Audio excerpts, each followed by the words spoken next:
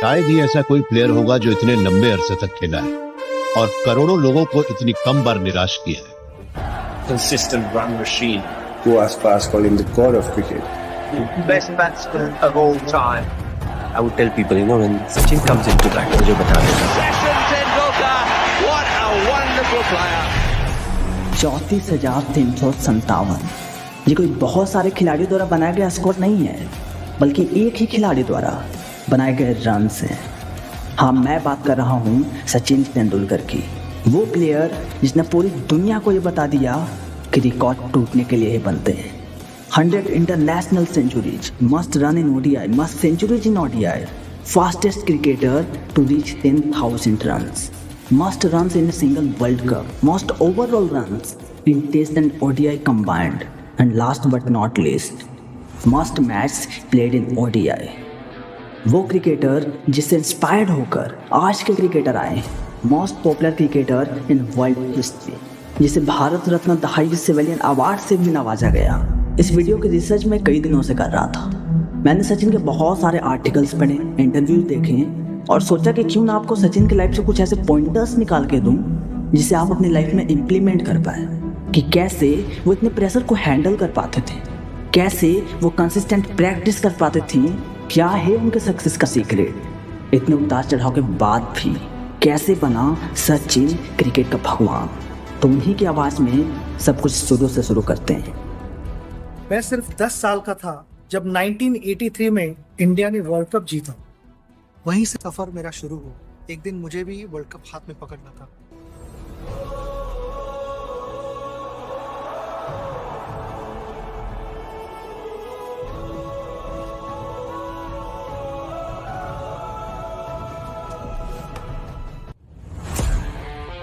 उस दिन से हर दिन वो आचेकर सर के पास स्कूलिंग खत्म होने के बाद क्रिकेट सीखने जाया करते थे। बचपन से काफ़ी टफ शेड्यूल था। आचेकर सर विकेट पे कॉइन रख के कहते थे, जो भी इसको आउट करेगा ये सिक्का उसका। और जब कोई आउट नहीं कर पाता था तो वो सारे कॉइन उनके हो जाते थे। वो कहते हैं बहुत कॉइन्स जीते हैं मैंने, ये कोई गोल्ड मेडल से कम नहीं थे। अभी भी उन्होंने उन कॉइन्स को संभाल कर रखा हुआ है।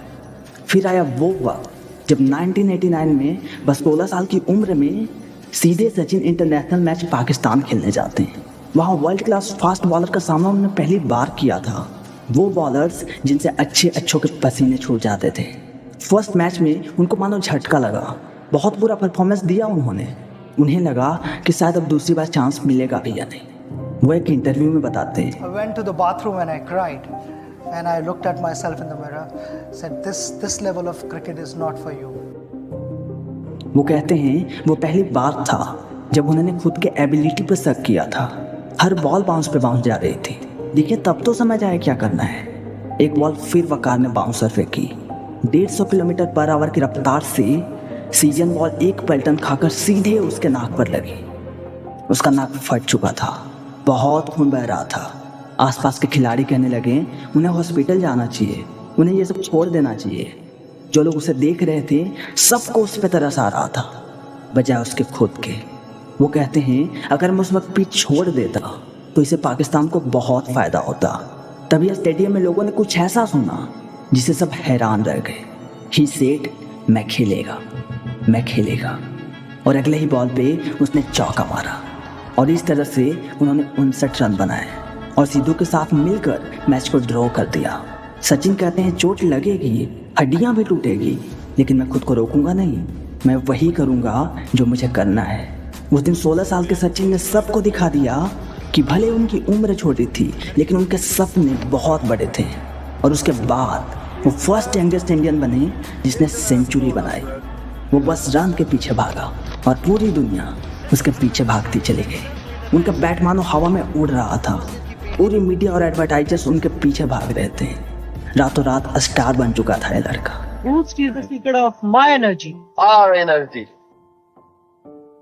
लेकिन फिर आया 19 मई 1999 का वो दिन जब क्रिकेट ने उनका सबसे बड़ा सैक्रिफाइस मांगा। जब इंग्लैंड में न्यूजीलैंड के लिए वो खेलने जाते हैं तो अचानक रात को उनका दरवाज़ा किसी ने खटखटाया। जब उन्होंने दरवाज़ा खोला तो देखकर हैरान रह गए। सामने उनकी बीवी अंजलि खड़ी थी। तब उन्हें पता चला कि उनके फादर अब इस दुनिया में नहीं रहे।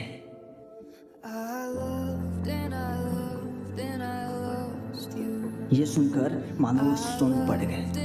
उन्हें पता चल चुका था कि अब जो भी होने वाला है उनकी लाइफ में उसका हिस्सा उसके फादर कभी नहीं होने वाले। वो घर गए। वो कहते हैं मुझे आज भी याद है मेरी माँ कॉन्स्टेंटली दीवार की तरफ मुँह करके रो रही थी। फिर पूरे परिवार ने उनसे कहा कि उन्हें मैच के लिए जाना चाहिए। उस दिन वो सीधे ग्राउंड पर पहुंचे। उनकी आंखें नम थी। उस घड़ी में भी सचिन प्रॉब्लम से टूटने के बजाय उन्होंने अपनी तरह से इसका जवाब देना सही समझा। उन्होंने उस दिन शतक लगाया और इस बार उन्होंने अपने पिता को अपनी तरह से एज ए ट्रिब्यूट विश किया। और उसके बाद तो मानो रिकॉर्ड टूटने का सिलसिला ही शुरू हो गया।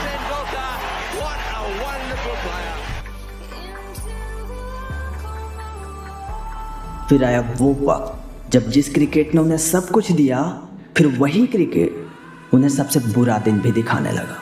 वर्ल्ड कप 2007 के समय एक नए कोच बने ग्रेग चैपल, जिसने टीम के बैटिंग ऑर्डर और माहौल को ही बदल दिया, जिस वजह से इंडियन टीम अपने पोटेंशियल तक खेल ही नहीं पाई और वर्ल्ड कप हार गए। इससे इंडियन फैंस नाराज हो गए और पूरे टीम के पोस्टर जलाने लगे, उनके घर पर पत्थर बरसाने लगे। अब आप इमेजिन करो कि जब आप अपना बेस्ट देते हो और आप अपने स्कूल एग्जाम या जो भी एग्जाम आप देते हो उसमें आप अच्छा नहीं कर पाते, तो आपको उस वक्त कैसा लगेगा। उस वक्त उसने अपना सब कुछ दिया था, फिर भी उसके साथ ये हो रहा था। उस वक्त उसने किसी से कुछ नहीं कहा, बस सब सहता गया। पता नहीं अखबार न्यूज़पेपर आर्टिकल्स उसके बारे में क्या क्या छाप रहे थे। कोई कह रहा था कि उन्हें आईने में खुद को देखना चाहिए और ये डिसाइड करना चाहिए कि उन्हें क्रिकेट खेलना चाहिए या फिर नहीं खेलना चाहिए। जिस क्रिकेट को उन्होंने भगवान की तरफ पूजा, आज वही क्रिकेट उन्हें उनकी ज़िंदगी का सबसे बुरा दिन भी दिखा रहा था। 7 दिनों तक उसने खुद को घर में बंद करके खुद ही खुद में रोता रहा, लेकिन उस वक्त भी वो कुछ नहीं बोला। उनका एक ही सिद्धांत था, मैं नहीं, मेरा बल्ला बोलेगा। और बल्ला बोला भी। टाइम बीता और उसने अपने बल्लेबाजी से फिर उन सब फैंस का दिल जीत लिया जो कल उनके पोस्टर जला रहे थे, उनको गालियां दे रहे थे।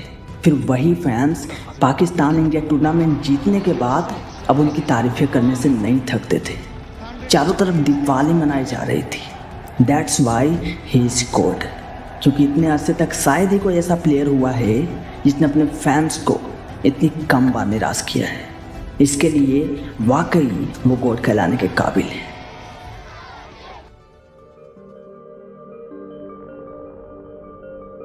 वो हजारों घंटे प्रैक्टिस करते थे। कोई भी चीज़ उन्हें क्रिकेट खेलने से रोक नहीं पाती थी, इवन बारिश भी नहीं। टीम इंडिया के कोच गैरी कोस्टर कहते हैं कि आज तक मैंने इतनी गेंदें किसी को नहीं फेंकी जितनी सचिन को फेंकी है। उन्होंने बचपन से लेकर आज तक कभी भी ग्राउंड नहीं छोड़ा। वो कहते हैं मैच सुबह 4 बजे नेट पर जीते जाते हैं। वो आँख बंद करके फास्ट बॉल खेला करते थे। लोग कहते हैं वो गॉड गिवन टैलेंट लेकर पैदा हुए थे।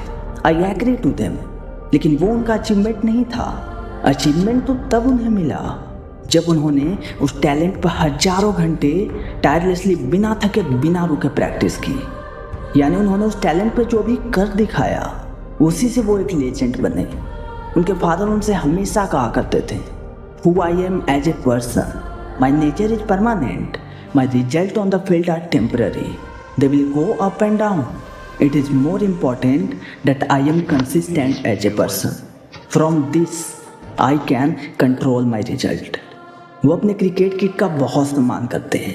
वो कहते हैं मैंने अपने बैट को अपनी लाइफ में कभी नहीं फेंका। वो ये भी कहते हैं कि लोग अपने बैट के वजन को कम करने के लिए उसमें चेंजेस करते रहते थे। वो कहते हैं बैट मेरे लिए मेरे बदन का हिस्सा ही था, तो फिर क्यों चेंज करना। उनका फोकस बहुत तगड़ा था।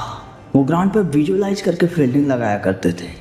जब वो बॉलिंग करते थे तो भले ही वो बहुत अच्छे बॉलर नहीं थे, लेकिन बहुत अच्छे बैट्समैन थे। इसी वजह से वो ये भाप लेते थे कि सामने वाले के माइंड में क्या चल रहा है, और इस कारण वो कई बार लोगों को आउट कर पाते थे। वो कहते हैं सारा खेल सामने वाले के माइंड को समझने का है। अगर मैं अपने ही थॉट्स में उलझा रहा तो सामने वाले के माइंड को कैसे समझूंगा। वो ये भी कहते हैं कि क्रिकेट खेलना मेरे लिए मंदिर जाने के समान था। इवन रिटायरमेंट के बाद भी जब भी कोई बैटिंग करते दिखता वो कार से उतरकर उसके साथ खेलने लग जाते। जब एक इंटरव्यू में उनसे पूछा गया, अगर आप क्रिकेटर ना होते तो क्या होते? Then he said, Cricket is like oxygen to me, so I cannot imagine my life without cricket.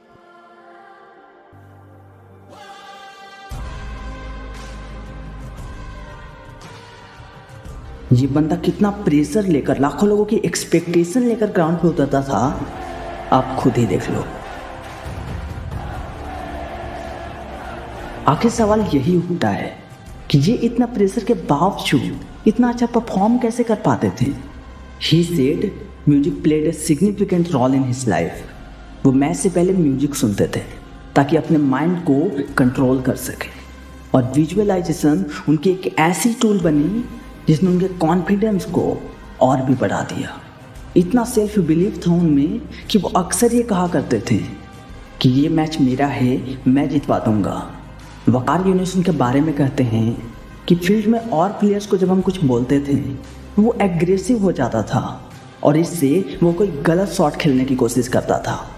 लेकिन सचिन के केस में उल्टा था, अगर कोई उन्हें कुछ बोलता तो ये काम होते थे और गुस्सा होने के बजाय और मोटिवेट हो जाते थे और ऐसी पारी खेलते थे कि बॉलर खुद प्रेशर में आ जाता था।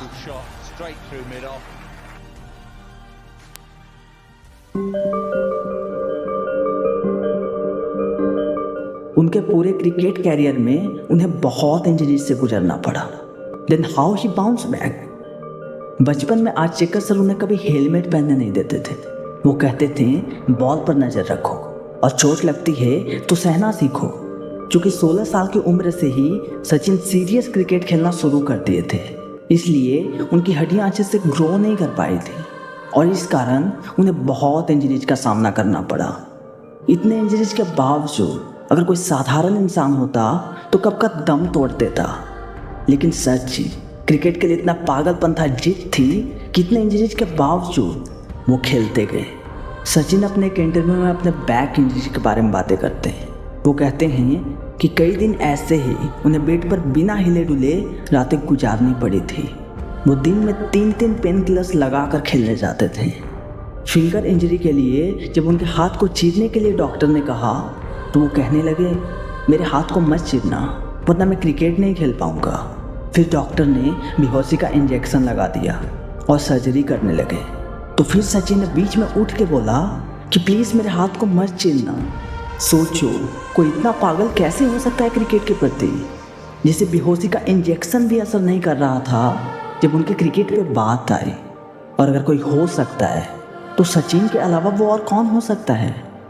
उन्हें जब टेनिस एल्बो इंजरी हुआ तो उन्होंने इसके बावजूद खेलना सीख लिया था। वो अपने हाथ को मैनेज करके खेलते थे। उन्होंने अपनी इंजरीज को खुद पे कभी हावी नहीं होने दिया था। जहाँ थोड़ी सी खरोच आने पर पता नहीं हम कितने बहाने मारने लगते हैं, वही उन्होंने कभी एक्सक्यूजेस नहीं बनाया। इंडिया पाकिस्तान मैच में एक बार मैच खेलते वक्त उन्हें बहुत बड़ा क्रम्स आया था। उसके बावजूद वो 10 ओवर तक टिके रहे हैं और जब शतक लगाने की बारी आई तो उनके कमर ने जवाब दे दिया। पूरा स्टेडियम में सन्नाटा साफ दिखाई देने लगा। वो लंगड़ाते हुए पवेलियन की तरफ गए और ड्रेसिंग रूम में पहुंचे। फिर टीम ने मैच को संभाल लिया और वो सन्नाटा खुशी के आंसू में बदल गया। उस वक्त उन्हें जरा भी दुख नहीं था कि उनका कमर टूट चुका है। इस कदर मोहब्बत थी उन्हें क्रिकेट से कि खुदा भी उन्हें उनसे जुदा न कर पाया। जब एक इंटरव्यू में उनसे पूछा गया कि how do you feel when people said you the God of cricket, and he said I am not God, क्योंकि भगवान कभी गलतियां नहीं करता, मैं गलतियां करता I हूं। am not God of cricket. I make mistakes. God doesn't. Sachin से फिर पूछा गया कि आपके 2 सबसे रोल मॉडल कौन हैं। उन्होंने कहा first Gavaskar and second Bradman. लेकिन आपको पता होना चाहिए कि सचिन की कामयाबी देखकर खुद गावस्कर भी सचिन के पैर छूने के लिए आगे बढ़ गए थे। और ब्रैडमैन दुनिया का वो सबसे महान क्रिकेटर जो अपनी पत्नी से कहा करते थे कि मैंने कभी खुद को खेलते हुए नहीं देखा, लेकिन ये जो लड़का टीवी पर खेल रहा है ये बिल्कुल मेरी तरह खेलता है। तो ऐसे थे सचिन। उनकी कुछ कहानियाँ ऐसी थीं जिन्हें मुझे लगा कि मुझे आपको बताना चाहिए ताकि उससे भी आप कुछ सीख सकें।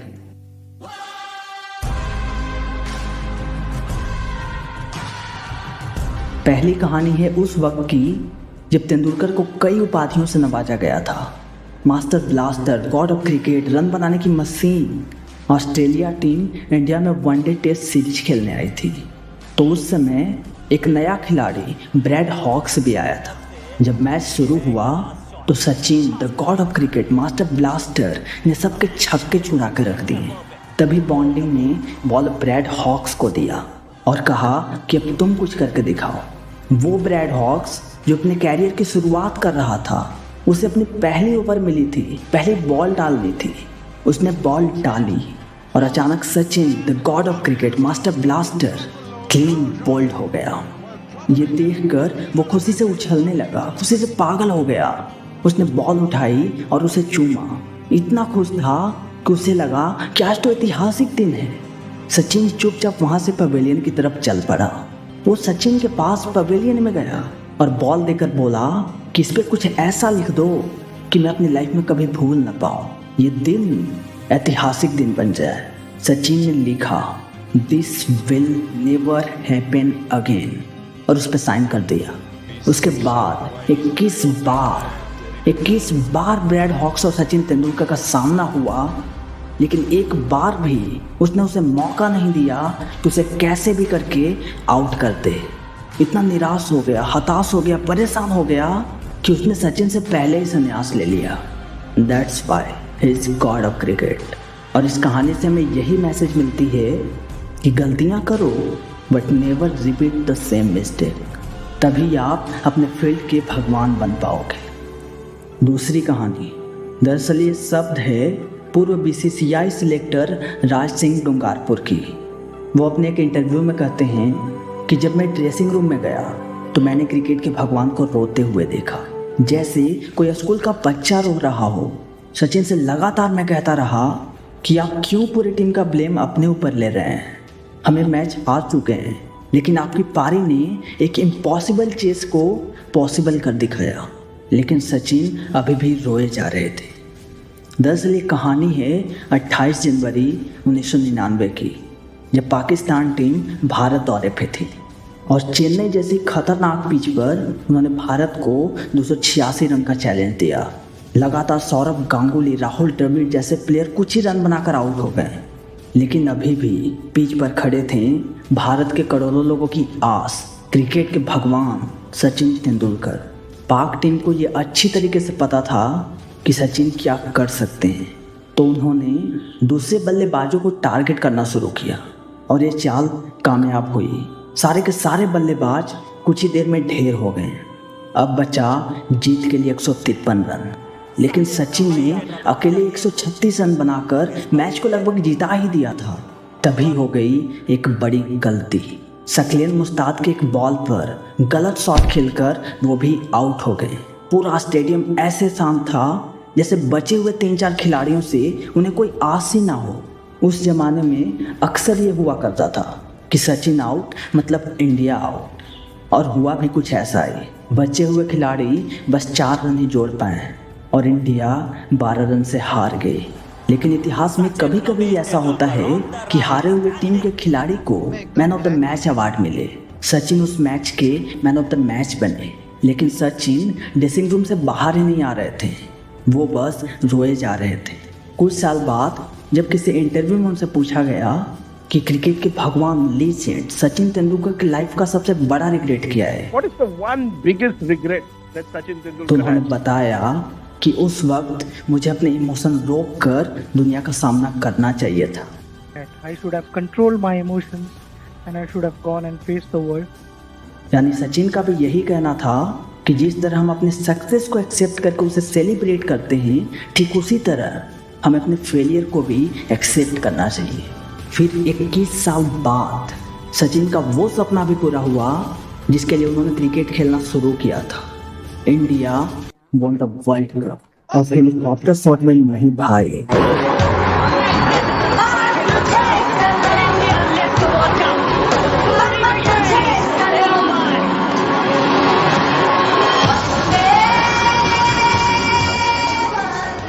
फिर आता है वो दिन जब पूरे देश की आंखों में आंसू थे।